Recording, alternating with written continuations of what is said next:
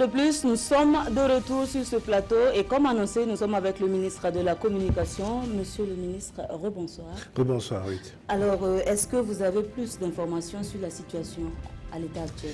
À l'état actuel, je veux confirmer que effectivement, dans la journée d'aujourd'hui, entre 20h30 et 21h, donc, une attaque terroriste a été lancée contre le restaurant Istanbul Türkmen Nkrumah.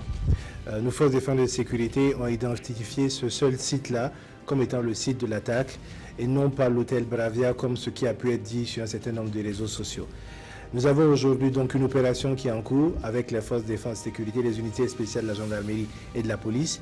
Et nous pouvons donc établir à cet instant-là, vous savez que le bilan est évolutif puisque l'opération est en cours, malheureusement 17 victimes.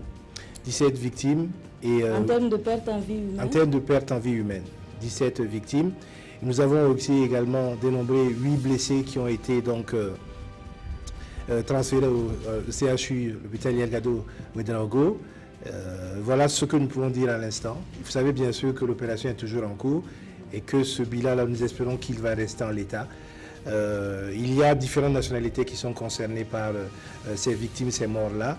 Et une enquête a été immédiatement ouverte par le procureur Maïda Sérémé. Et donc nous aurons plus de détails sur la nationalité des victimes, sur leur âge, sur leur identité déjà, afin donc de soulager les familles qui sont un peu dans l'angoisse vis-à-vis de cette question-là. Est-ce qu'on a eu une idée du nombre d'assaillants? Là-dessus, vous savez, il y a différents éléments qui sont donnés, mais je ne peux pas m'avancer sur cette question-là. Une fois que cette personne-là aura été neutralisée, nous pourrons effectivement dénombrer le nombre exact d'assaillants qui ont participé à cette opération. Pour l'instant, donc, ils sont confinés dans un immeuble, dans un étage de l'immeuble qu'ils ont attaqué. Et les FDS, notamment l'équipe unité d'élite spéciale de la gendarmerie, est en opération à ce niveau-là. Il a été fait également cas du restaurant La Véranda qui aurait été touché ou ciblé. Est-ce que c'est confirmé? Non, je rappelle, je pense, et jusqu'à l'état actuel de ce que nous avons comme information venant donc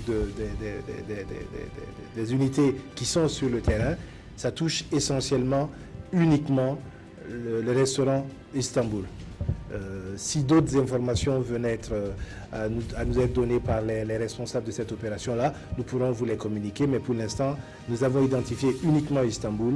Et je rappelle que nous avons malheureusement 17 personnes décédées. C'est pour le bilan provisoire à l'instant et que nous avons 8 personnes blessées évacuées à l'hôpital Yelgado.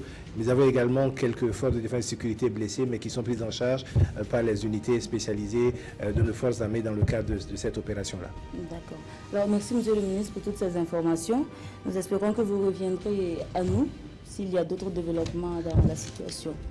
Merci Madame. D'accord. Merci à vous de nous avoir suivis. On se retrouve tout à l'heure.